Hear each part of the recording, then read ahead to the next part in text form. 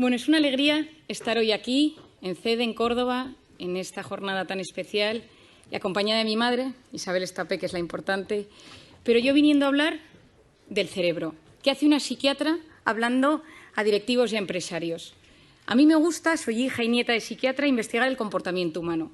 Voy observando lo que va sucediendo en el mundo emocional, en el cambio en la población, e investigo qué subyace, qué va pasando, buscando las bases humanistas, biológicas, neurocientíficas del ser humano.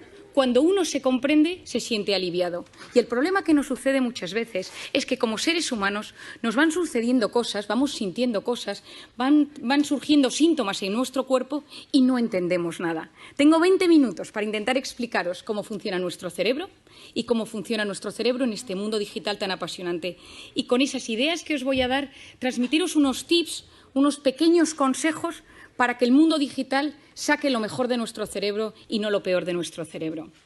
Quizá alguno me haya escuchado en alguna ocasión y yo siempre hablo de una hormona, que es la hormona del cortisol. El cortisol es la hormona del estrés. Se activa en los momentos de amenaza, en los momentos de reto. Si uno va por la calle y le atracan, sube el cortisol. Si a uno le llaman por teléfono y dice que su empresa se ha quebrado en bolsa, sube el cortisol. Si a uno le llaman por teléfono y le avisan que su hijo ha tenido un accidente en el colegio, sube el cortisol. Esta hormona es clave en nuestra vida porque interactúa con todo el organismo. Es una hormona cíclica. Por las noches es baja y tiene que ser bajita para que yo duerma.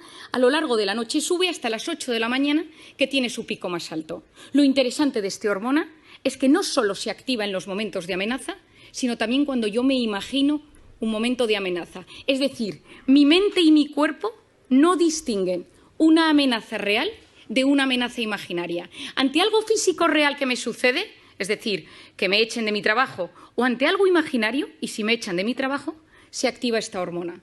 Y esto es un problema, porque el 90% de las cosas que nos preocupan nunca, jamás suceden. De hecho, es el 91,6%. Pero nuestra mente y nuestro cuerpo lo viven como si fuera real. Si pensamos en la pandemia, donde todos hemos tenido miedo, y el miedo cambia nuestro cerebro, nos intoxica de cortisol, todo nuestro organismo y nuestra mente se han transformado. Es decir, yo lo llamo la intoxicación de cortisol. Esta hormona toma las riendas de mi cuerpo y empieza a cambiar mi cuerpo y mi mente. Se me cae el pelo, me tiembla el párpado, tengo gases, me cambia el aparato intestinal, se me inflaman las articulaciones, me duele la espalda. Es decir, todo mi organismo responde a esta intoxicación de cortisol. Y por otra parte, a nivel psicológico, estoy irritable, tengo fallos de memoria, de repente me encuentro triste, duermo mal, despertares nocturnos, estoy inquieto por cosas. Y durante 5 años me he dedicado a investigar el cortisol, cómo bajar el cortisol, porque vivimos en una sociedad intoxicada de cortisol. Y la intoxicación de cortisol genera inflamación en el cerebro y en el organismo. Gastritis, gastroenteritis, amigdalitis. ¿Cuáles son las vías de escape? Y ahí es donde voy. Yo durante mucho tiempo he investigado cómo de forma sana conseguir equilibrar esos niveles de cortisol. Pero nos dimos cuenta, y muchos neurocientíficos a nivel mundial nos hemos dado cuenta, que la pantalla nos alivia. Y esto es clave. Lo que sucede en la pantalla son gratificaciones instantáneas. Yo quiero algo y lo tengo, y lo siento. El cofundador de Facebook, Sean Parker, reconoció en un evento médico en Filadelfia hace unos años: creamos Facebook para generar adictos. Nos dimos cuenta de la vulnerabilidad del ser humano, de cómo el ser humano necesita sentirse querido. El ser humano necesita sentirse reconocido, porque nada mueve más al ser humano que alguien te quiera o que crea en ti. Y dijimos, creemos Facebook. Subes una foto y la gente le gusta, y la gente te comenta, y la gente te pone likes. Pero ¿qué hemos descubierto? Que hay una hormona que subyace en el comportamiento de las pantallas. Y hoy estoy hablando de la pantalla, en esta primera parte, la pantalla como redes sociales, videojuegos, Instagram, noticias, mails, WhatsApp. Y aquí entra la dopamina. La dopamina es una hormona maravillosa en muchos aspectos porque es la hormona del placer. Es la hormona que está involucrada en las relaciones sexuales, en la comida rica, en el vino, en los videojuegos, es decir, en cosas que nos hacen pasarlo bien, que nos hacen disfrutar. Y funciona de una manera muy particular. A mí me apetece tomarme una copa con unos amigos y empiezo a generar dopamina. Y en el momento que tengo esa copa, que ya me tomo eso con mis amigos, tengo mi pico de dopamina y de repente tengo un gran bajón. ¿A quién no le ha sucedido que tiene un momento muy bueno en algo y de repente tiene ese bajón después? El alcohol, la cocaína, las drogas, los videojuegos, las redes sociales, la pornografía. La dopamina es la hormona de las adicciones. Cada vez que yo recibo un like, Cada vez que yo recibo comentarios en mis redes sociales y recibo cosas gratificantes, tengo chispazos de dopamina. Es decir, la pantalla fue diseñada para ser adictiva y a día de hoy tratamos en consulta la adicción a la pantalla con la misma medicación que la adicción a la cocaína. Ojo, van por los mismos circuitos cerebrales. Esto lo cuento porque es importante que lo entendamos. Es decir, nuestro cerebro no es inmune a tener pantalla todo el rato. Es cierto que nos ha salvado en un momento de pandemia. Es cierto que ayuda a acercar a nivel empresarial, educativo, en muchísimos aspectos. Pero necesitamos conocer cómo funciona y cómo activa nuestro cerebro para ser capaces de enfrentarnos de la mejor manera posible a ello. ¿Qué ha hecho la pantalla? Que nos hemos convertido en drogodependientes emocionales, adictos a experiencias vibrantes, porque siempre llega algo en la pantalla. Yo activo la pantalla, yo actualizo la pantalla. Si uno de vosotros se levanta una mañana y no hay nada en el WhatsApp, uno reinicia el teléfono. Porque que nadie te haya escrito nada en el teléfono significa que algo ha sucedido. Y lo siguiente que sucede es que te metes en Internet a ver si es que se ha caído WhatsApp a nivel mundial. ¿Por qué? Porque nosotros nos hemos acostumbrado a recibir emociones y sensaciones constantes. Las empresas se dieron cuenta de esto. Facebook, Google, todas las empresas de Silicon Valley, Palo Alto, todo el mundo vio que esto era importantísimo. ¿Y qué sucede hoy en día? Que hemos transformado la economía mundial en la economía de la atención. Lo que importa a las empresas es conseguir mantener la atención del usuario el mayor tiempo posible en una pantalla. Es decir, nos han captado nuestra atención y es mucho más fácil secuestrar nuestros instintos que dominarlos. Es decir, como es algo tan impulsivo, me siento querido, me contestan, estoy metido en un grupo, me hacen caso, escribo, me meto, busco, compro, tengo hambre, pido un globo, quiero un sushi, me apetece, quiero quedar con alguien, me descargo Tinder. Es decir, gratificación instantánea, lo quiero todo y lo quiero ya. Y si nos damos cuenta, las dos únicas cosas que realmente nos hacen felices en esta vida, las dos únicas cosas que realmente llenan el corazón del ser humano, son el amor de pareja, el amor a los padres, el amor a los hijos y el trabajo bien hecho. Y ni el amor ni el trabajo son a base de gratificación instantánea. Son todo lo contrario. Pospongo recompensa, paciencia, esperar a no recibir todo el rato lo que busco y lo que quiero. Tiempo, tiempo, tiempo. Y hoy en día no sabemos esperar. Y hay otra zona del cerebro que es fundamental que os explique. Y se denomina la corteza prefrontal. La corteza prefrontal es esta zona delantera de nuestro cerebro y es la zona que se encarga de la atención, de la concentración, de la resolución de problemas y del control de impulsos. Nada, es la que se encarga de que seamos seres superiores. La que yo de repente voy caminando en un restaurante y tengo apetito y veo que mientras voy por el pasillo que un señor está comiendo y no le quito la comida del plato. La que hace que yo de repente me apetezca comprarme algo y no me lo compro. Que de repente veo a una persona que me gusta por la calle, estoy casado y digo, no me conviene porque estoy comprometido con otra persona. Esto es la corteza prefrontal. Es el centro neurálgico de la voluntad. Pospongo las cosas o las retiro de mi camino porque no me convienen. Cuando un bebé nace, la corteza prefrontal es profundamente inmadura y el desarrollo del cerebro funciona de atrás para adelante y a medida que uno se va haciendo mayor, va madurando hasta que la corteza prefrontal madura en torno a los 15, 18, 21, 25 y hay gente que no madura casi nunca. En las mujeres madura antes, en los hombres madura después. La corteza prefrontal se activa en un bebé de tres maneras. Es decir, ¿cómo activas la atención de un bebé? Con tres cosas: luz, sonido y movimiento. Si alguno tiene un bebé o ha tenido un hijo, se da cuenta, de repente el hijo está en su hamaquita, pasa el padre, pasa la madre y gira la cabeza. Presta atención. De repente se enciende una lucecita, presta atención, escucha una música y activa su atención. ¿Qué queremos nosotros con la corteza prefrontal de nuestros hijos? Que a medida que se van haciendo mayor, presten atención a objetos inmóviles, a un profesor, que estén sentados en la salita de espera, que vean una puesta de sol y les guste, que puedan ir a un museo, que puedan leer un libro. Es decir, que no solo se active su corteza prefrontal con la luz, con el sonido y con el movimiento, sino que también sean capaces de prestar atención a una conferencia. ¿Qué pasa si yo le doy a mi hijo una tablet, un iPad, lo que sea, con 6 meses, con 1 año, con 2 años, con 3 años? Y yo se la pongo. ¿Qué es la tablet? Luz, sonido y movimiento. Y el cerebro del ser humano funciona con un mecanismo que se denomina use it or lose it. O lo usas o lo pierdes. ¿Quién de nosotros tiene mejor hipocampo, centro de la memoria, desde que usa Wikipedia? Nadie. Todos se nos ha atrofiado el hipocampo. ¿Quién de nosotros se orienta mejor desde que usa Google Maps para todo? Nadie. Porque nuestro cerebro, cuanto más utilizas herramientas externas, más se atrofian las herramientas internas. Si yo utilizo la corteza prefrontal siempre para estimularme desde fuera, luz, sonido y movimiento, ¿qué es lo que está sucediendo? Que la corteza prefrontal de los jóvenes no está madurando de forma correcta.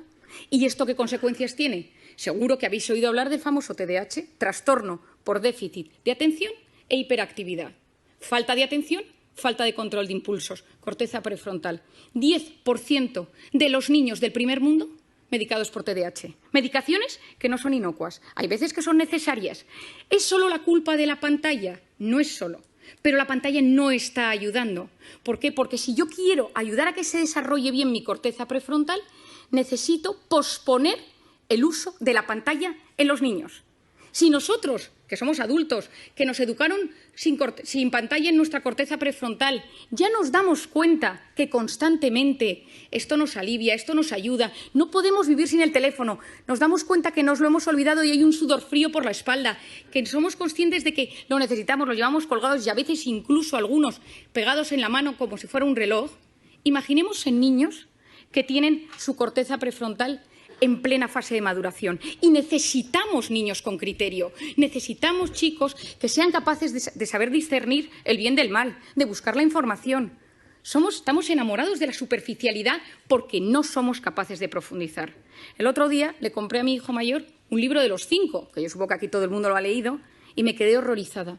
El libro ha cambiado, ya no hay textos descriptivos, solo son una especie de dibujos con textos de aventuras. Y le pregunté, escribía a la editorial y me dijeron, es que nos hemos adaptado a los nuevos tiempos y a la capacidad de lectura que tienen los niños hoy en día. Me quedé preocupadísima. Es decir, no somos ni siquiera capaces de leer. Antes leíamos una novela, la leíamos 2 horas y al día siguiente la retomábamos y nos acordábamos de los personajes. Ahora, durante el tiempo que estamos leyendo, nuestra cabeza está conectada a la pantalla y esto es dopamina y corteza prefrontal. Necesitamos potenciar la corteza prefrontal del ser humano del siglo XXI. ¿Significa que tengo que coger mi teléfono y tirarlo a la basura? Por supuesto que no. Significa que soy yo quien domino el dispositivo y no el dispositivo el que me domina a mí. Es decir, cada vez que yo cojo el teléfono, que se enciende la pantalla, algo está pasando en mi cerebro. ¿Y cuándo cogemos el teléfono? Fuera del plano profesional. ¿Cuándo utilizamos el teléfono? En 2 momentos. Cuando uno está aburrido o cuando uno está estresado. Uno está escuchando una charla, está escuchándome hoy, está de repente, ¿quién no le ha pasado en estas múltiples entrevistas o sesiones por Zoom eternas? Y que uno se da cuenta que no es capaz de seguir el hilo de la conversación y su cerebro le pide el teléfono. ¿Por qué? Porque me estoy aburriendo, me estoy poniendo nervioso porque no me entero bien. Es decir, nuestro cerebro, ante el aburrimiento o ante el estrés, nos pide pantalla. Si esto lo hacemos también con los niños y con los jóvenes, ¿qué sucede? Que no estás dejando a los niños aburrirse y el aburrimiento es la cuna del asombro y de la creatividad. Nadie ha descubierto nada grande en un momento de hiperestimulación, en un momento ajetreado. Unos vieron caer una manzana de un árbol, otros paseaban por los jardines de Atenas. Es decir, si tú quieres crear algo, si tú quieres que te pasen cosas buenas, necesitas ser capaz de frenar el círculo de la hiperestimulación. Y te tienes que empezar a aburrir, porque cuando tú te aburres o dejas que tu hijo se aburra, pasan cosas en el cerebro. Si tú no sabes gestionar el estrés y cada vez que te enfadas con tu marido, con tu mujer, y fijémonos, coges el teléfono, tu hijo te pone de los nervios, coges el teléfono, has tenido un problema con tu jefe, coges el teléfono, porque te alivia, porque fue diseñado para aliviar y conocemos los mecanismos que subyacen al tema, pero entonces ya no sé gestionar la ansiedad. Y ojo, quien no sabe gestionar sus emociones en el siglo XXI lo pasa muy mal. Y si me vuelvo al campo de los niños y si me vuelvo al campo de los jóvenes, el que no sabe gestionar estos problemas acaba con problemas de tolerancia a la frustración. Yo siempre digo que darle a un niño un teléfono es como ponerle un minibar en su cuarto. Es decirle, oye, que cada vez que te encuentres mal puedes tomarte un chupito. Porque el cerebro se siente aliviado ante esa carga de estrés. Tenemos que conocer cómo funciona la pantalla, tenemos que conocer cómo funciona el cerebro para entender que es algo bueno, que las pantallas traen cosas muy positivas, pero que tengo que ser yo quien domine el dispositivo y él no a mí. Hay un documental que se llama The Social Dilemma, hecho por Netflix, que os recomiendo. Está Tristan Harris detrás de ello, que es lo que denominan en Estados Unidos, le llaman the closest thing Silicon Valley has to conscience, lo más cercano que tiene Silicon Valley a la conciencia, porque él ha abierto la posibilidad de que haya comités de ética en las grandes empresas tecnológicas para hablar de estos asuntos, porque es la primera vez en la historia que los hijos son menos inteligentes que sus padres. Y me refiero a inteligencia, capacidad de buscar, capacidad de discernir, encontrar dentro de toda la información y saber encontrar lo importante. Estamos en la era del exceso de información y de la falta de formación. Y encima estamos generando una sociedad que no sabe buscar lo correcto, porque ante el estímulo tu cerebro no te permite frenar, no te permite el silencio. Por lo tanto, tenemos mucho. Estamos hiperestimulados, nos llegan demasiadas cosas y hay un fracaso en la gestión de la abundancia de lo que nos llega. No sabemos gestionarlo. ¿Qué creo que es lo importante? ¿Qué ideas os daría? La primera de todas, que yo la he recomendado en todas partes, en mis conferencias, en mis libros, a todo el mundo, quitar las notificaciones de la pantalla. Porque las pantallas, cada vez que nos llega algo, que puede ser un grupo del colegio de mi hijo, puede ser un grupo de amigos del tenis de los sábados, es decir, son cosas que hacen pequeñas activaciones de la corteza prefrontal que a la larga me la debilitan. Y que recordemos esto, necesitamos una sociedad con una buena corteza prefrontal.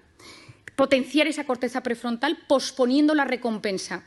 Me apetece meterme ahora a ver si me ha escrito alguien por WhatsApp. No lo hago. Me apetece pedirme esta comida ahora. No lo hago. Me voy a meter en Amazon y me voy a comprar esto para que me llegue mañana. No lo hago. Yo pospongo la recompensa. Mi padre, que es un gran sabio de la voluntad, siempre ha dicho, una persona con voluntad llega más lejos que una persona inteligente. Por otro lado, esculpir nuestra atención. ¿A qué quiero prestar atención? Las cosas buenas de la vida suceden en la vida real, porque la vida virtual va a base de gratificaciones instantáneas. Volvamos a conectar con la vida real. En plena pandemia, sí, en plena pandemia tengamos que conectar. Durante tiempo nos han dicho, no saludes, no sonrías, no te acerques, no abraces. Y ahora yo lo que digo es, tomemos tiempo para preguntarle a la gente cómo está de cara. Sonriamos a las personas. Volvamos a generar esa conexión humana que es absolutamente clave. Y no quiero terminar sin hablaros de una cosa que para mí, a pesar de que sé que es un ámbito que os va a sorprender, es fundamental. Os he contado que yo llevo varios años investigando el cortisol y siempre investigo las hormonas y la dopamina, la del placer, la serotonina, la felicidad, la oxitocina, la hormona del parto y de la lactancia. Y hace 2 años me sucedió una anécdota. Acababa de nacer mi tercer hijo, yo tengo 4 niños, y acababa de nacer mi tercer hijo y yo estaba en plena lactancia y estaba de baja maternal. Y me llamaron del hospital y me dijeron que estaban presentando un nuevo fármaco en Madrid y me acerqué con mi coche, yo tengo un Golf muy viejo que tiene muchos años, que está medio rayado, al centro de Madrid. Me puse mona, me subí a mi tacón y me acerqué, esto ahora os explico por qué os doy este dato, y entonces yo iba en el coche y dejé el coche aparcado en la planta -3 de un parking infernal en el centro de Madrid. Subí al hotel, estuve en la presentación, pero ya me tocaba volver a dar de comer al pequeño y volví al parking. Y cuando iba andando por el parking, veo que un tipo con mala pinta me sigue. Y entonces empiezo a ver que me sigue, empiezo a andar y digo, ay, que me está subiendo el cortisol. Soy muy consciente de mis cosas y empecé a notar que me angustiaba y que empezaba a no poder respirar y de repente, al lado de mi coche rojo, viejo, rayado, había un cochazo. Y entonces me dijo, dame las llaves. Y le dije, no, que mi coche es el rojo viejo, que este no es mi coche. Y entonces, en vez de darle las llaves, el móvil, la cartera, todo, me subí al coche, bajé el pestillo y arranqué. No podía respirar, me dio un ataque de pánico y encima era plenamente consciente. Taquipnea, taquicardia, no puedo pensar, corteza prefrontal, se me duerme la mano. Y me conocía todos los síntomas, pero no era capaz de relajarme. Arranqué, salí corriendo del parking y cuando subía por la Castellana, llamé a mi marido casi sin poder hablar. Me han atracado por la calle, y no qué, y entonces, y tal, y mi marido, ¿pero te han secuestrado? No, me dio encima que se agobia, ¿no? Y yo, no, voy a casa, y llegué a casa, subí corriendo, y la persona que estaba cuidando del bebé me dio al bebé literalmente en brazos, y entonces yo, corriendo, me lo puse al pecho para que pudiera comer, y entró mi marido en la habitación. ¿Pero qué te ha pasado? Y yo, con una calma sorprendente, le empecé a explicar, no, es que estaba en el parking, y un tío con mala pinta, y me dice, Mario, ¿te has tomado algo? ¿Cómo te has relajado? Y digo, tienes toda la razón. Digo, este pico de cortisol tarda 6 horas en bajar. Digo, no es cómo soy capaz. Y de repente me quedé mirando al bebé y dije, ¿y si la oxitocina de la lactancia bajara el cortisol y esta me puse nerviosa. Me metí en Internet, me puse a buscar y efectivamente, si estimulamos la oxitocina, bajamos el cortisol. Y entonces me he dedicado estos 2 años a investigar la oxitocina. Como no nos podemos poner a lactar todos los que estamos aquí, he buscado todas las maneras que existe para que podamos generar oxitocina. Y creo que nos encontramos en un momento de intoxicación de cortisol, de incertidumbre, de caos, de miedo, de reconfiguración, de readaptación, donde hay que potenciar la oxitocina. Es la hormona de la empatía, es la hormona de los abrazos. Lo que funciona son 8 segundos. Yo a la gente la tengo un poco cortada porque la abrazo 8 segundos, que la gente lleva 2 años sin abrazarse, y al tercer segundo le digo, relájate que quedan 5. Abrazos de 8 segundos bajan los niveles de cortisol. Mirar a alguien a los ojos y escucharle sin teléfono delante. Te escucho y no te juzgo. Estoy a tu lado. Me ilusiono de lo que me cuentas. Dedico tiempo a hacerte feliz. Esto es la oxitocina, es la hormona de los vínculos, es la hormona de lo que yo llamo las personas vitamina. Por lo tanto, en esta sociedad, en este momento donde todavía hay mucho cortisol, donde todavía hay mucho miedo, donde nos estamos adaptando, volvamos a la vida real. Potenciemos la oxitocina de las relaciones humanas y convirtámonos en personas vitamina. Muchas gracias.